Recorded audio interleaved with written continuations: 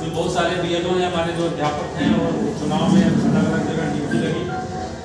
9 phase का चुनाव खत्म हुआ और अच्छा चुनाव हुआ हम लोगों का, जिसमें शांतिपूर्वक ही अभी तक हुआ है।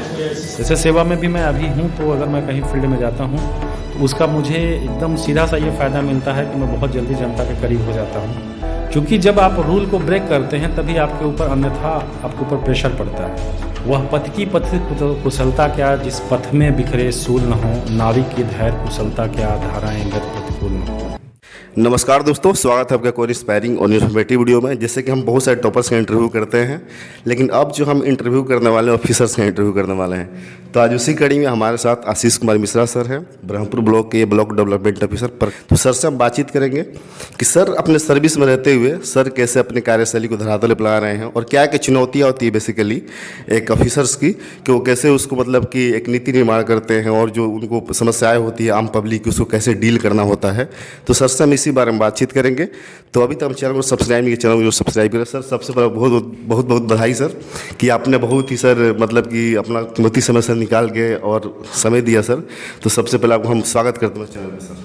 Thank you sir. अपने बारे में सर थोड़ा ब्रीफ इंट्रोडक्शन सर।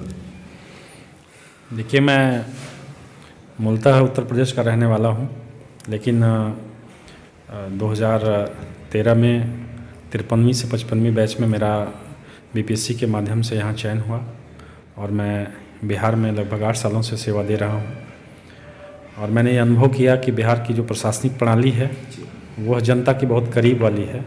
और हम लोग चूँकि कटिंग एज के ऑफिसर हैं, जहाँ जनता से डायरेक्ट हमारा रूबरू होना होता है और हम आम आदमी के करीब रह कर के उनकी जो समस्याएं होती हैं, जो सरकार की नीतियां हैं, जो योजनाएं हैं, उसको हम निचले स्तर पर सरकार की नीयत के हिसाब से पहुंचाने का प्रयास करते हैं।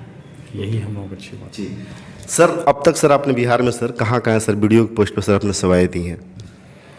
ट्रेनिंग से लेकर के अभी तक हमारा ये चौथा ज़िला है, जिसमें मैं बेतिया में ट्रेनिंग किया हूँ और मझौलिया में मेरी फर्स्ट पोस्टिंग थी। वहाँ से मैं सहरसा गया कहरा ब्लॉक में, और फिर कहरा से मेरा जो पदस्थापन हुआ वो सिवान में लकड़ी नबीगंज में हुआ। और अभी लकड़ी नबीगंज से मैं फिर मोतिहारी गया और मोतिहारी से पुनः मेरा यहाँ आना हुआ। तो माना जाए तो 5वां डिस्ट्रिक्ट है मेरा बक्सर। हम लोग अब सेवा दे रहे हैं सर। ये मोटिवेशन सर कहाँ से मिला था आपको कि हमें सिविल सर्विस में सर जाना है? सर ये मोटिवेशन बेसिकली सर आपके अंदर कहाँ से वो आग जली थी? देखिए, चूँकि यह मेरा जो पारिवारिक ढांचा था, मेरे दादाजी स्वयं एक बड़े समाज सेवी थे और हमेशा वो जनता के सेवा के लिए तत्पर रहते थे।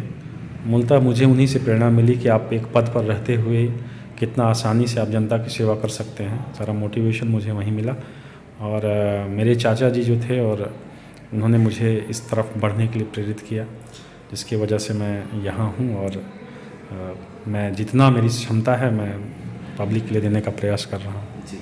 ओके सर, बात करी जाए सर, जब आप एडमिनिस्ट्रेशन में सर आए, उसके पहले सर आप आम नागरिक ही थे ओबियसली। तो सर आप जब एडमिनिस्ट्रेशन में सर आए, इतना सर लंबा आपने संघर्ष किया, प्रिपरेशन किया होगा सर ओबियसली ऑफिसर बनने के लिए। तो सर आपने सर अपने अंदर वो क्या व्यक्तिगत सर आपने वो देखा, मतलब कि क्या बदलाव देखा आपने अपने अंदर?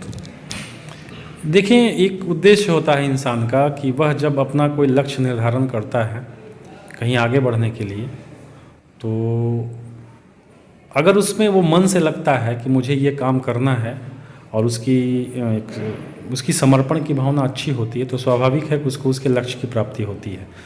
मैं वास्तव में मेरा उद्देश्य बचपन से ये था कि मैं सिविल सेवा में आऊँ और मेरा मैथ्स और साइंस अच्छा होने के बावजूद भी मैं आर्ट्स सब्जेक्ट लिया था और आज मुझे उसका फ़ायदा मिलता है। क्योंकि मानविकी विषयों का एक सबसे बड़ा अच्छा पक्ष है कि आप चीज़ों को बहुत ग्रास रूट तक समझ सकते हैं आप। तो मेरा पठन पाठन कुछ प्राथमिक लेवल का गांव में हुआ है, तो उसका फ़ायदा मुझे ही मिलता है। मैं ग्रामीण जन भावना को बहुत करीब से महसूस कर सकता हूँ। जैसे सेवा में भी मैं अभी हूँ, तो अगर मैं कहीं फील्ड में जाता हूँ तो उसका मुझे एकदम सीधा सा ये फ़ायदा मिलता है कि मैं बहुत जल्दी जनता के करीब हो जाता हूँ और उनको ये एहसास कराता हूँ कि मैं आपके लिए हूँ और आपकी सेवा के लिए हूँ। तो बहुत आराम से जुड़ जाता हूँ और उनकी मैं मदद करने के लिए सक्षम हो पाता हूँ। सर अब कार्यशैली की थोड़ी सी बात करेंगे सिविल सर्विसेज की।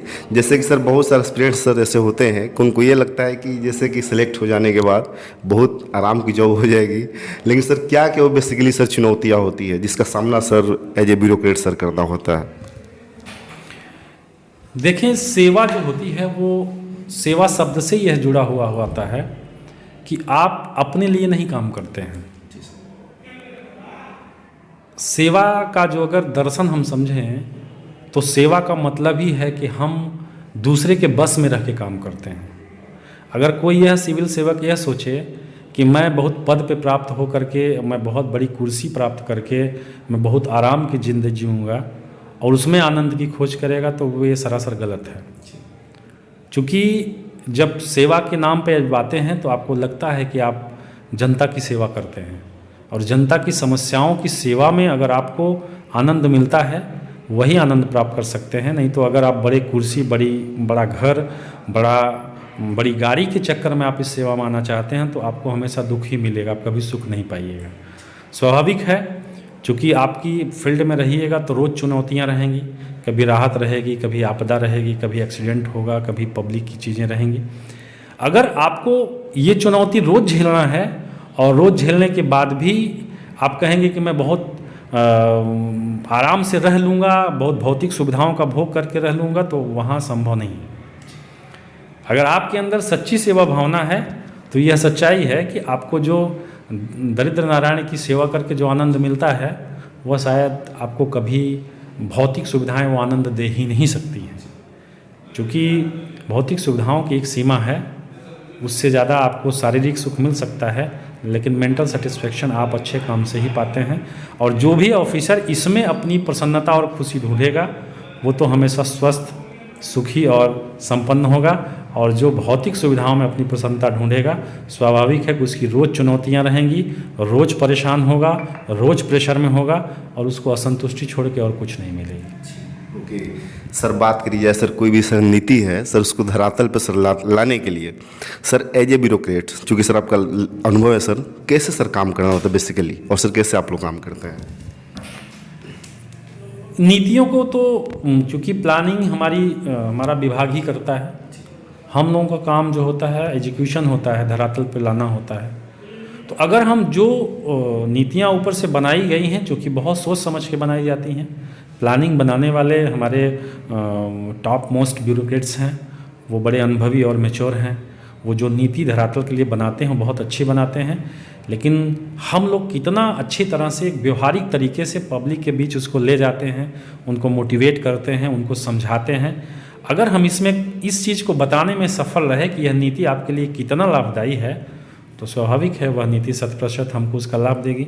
अगर हम नहीं कर पाए तो उदाहरण स्वरूप आप समझ लीजिए, खाना कितना भी अच्छा बना हो, अगर खाना बढ़िया परोसा ना जाए तो मज़ा नहीं, मतलब संतुष्टि नहीं हो सकती है।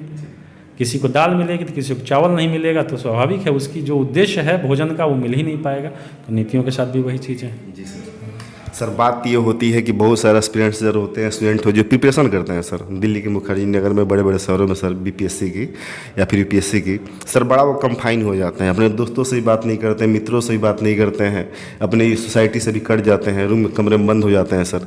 तो जैसे कि सर आप अभी से सर्विस सर कर रहे हैं, तो सर आपको पर्सनल लाइफ में सर कुछ ऐसा कंप्रोमाइज़ करना पड़ता है क्या? जैसे कि आपका जो सर्विस वाला जो क्षेत्र है उसके अलावा सर अभी पर्सनल लाइफ सर इफेक्ट होती है ऐसा कुछ? देखिए, समय अभाव तो कुछ होता है, लेकिन यह नहीं है कि हम अपने मित्रों से बात नहीं कर पाते हैं। यह तो एक बहाना है कि हम बहुत व्यस्त हैं।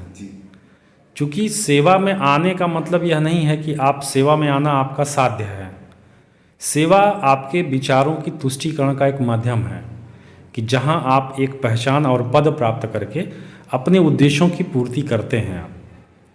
अब अपने उद्देश्य की पूर्ति के लिए आप इतना लग गए कि पता लग रहा है कि अपने रिश्तों, अपने दोस्तों और मित्रों को आपने छोड़ दिया, तो ये तो गलत चीज़ है। कहीं न कहीं आपके संतुलन बनाने की दिक्कत है, क्योंकि यह जीवन है और जीवन में हर चीज़ ज़रूरी है।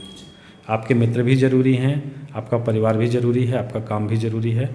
सब पे आप कितना अच्छा बैलेंस बैठाते हैं, आपकी अपनी कला है।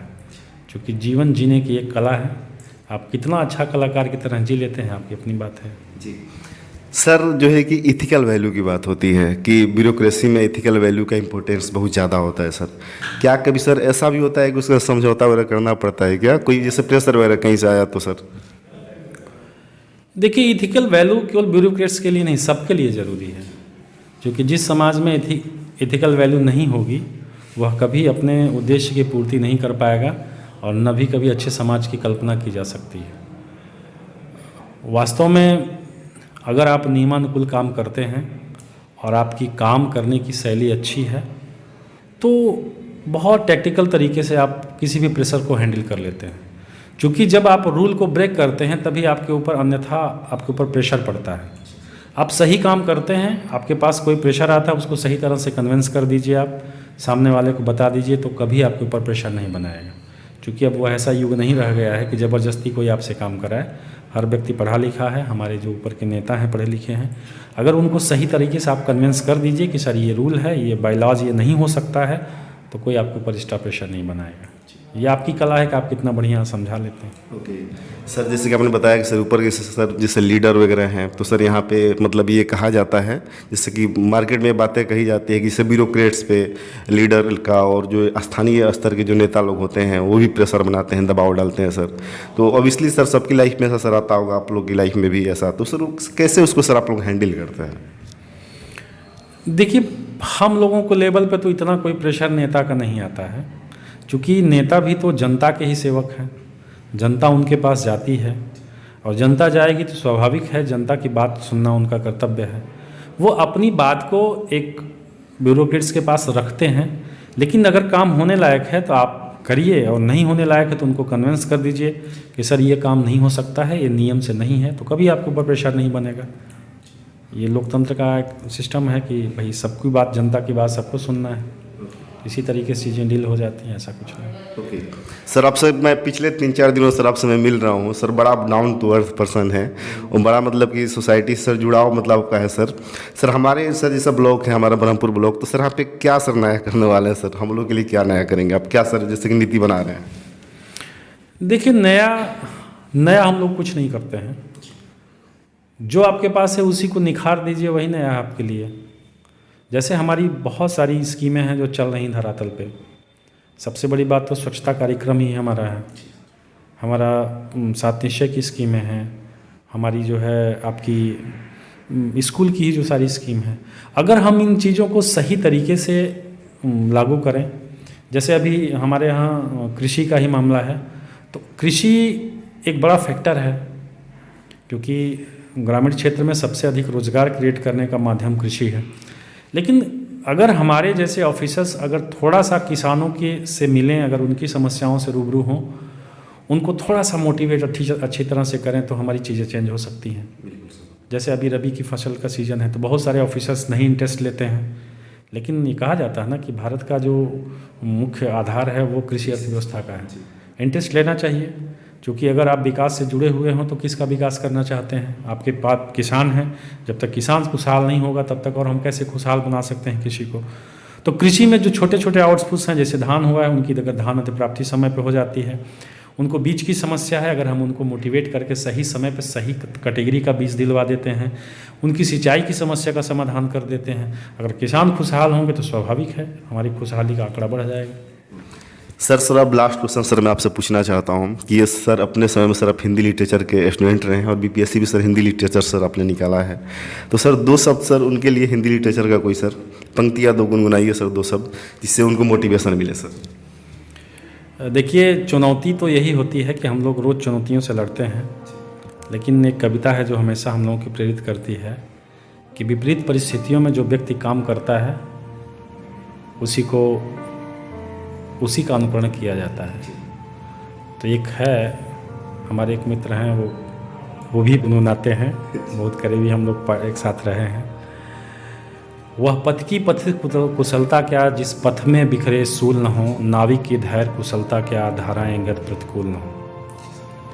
कि जब विपरीत परिस्थितियों में आदमी काम करके जब निखार लाता है ना, तभी उसकी योग्यता का आकलन होता है। तो अगर परिस्थितियां विपरीत हों तो समझ लीजिए कि आपको उतना ज़्यादा दूर तक पहुंचना है, उतना ही आप अपने को निखार रहे हैं। तो जीवन में कभी निराश ना हो।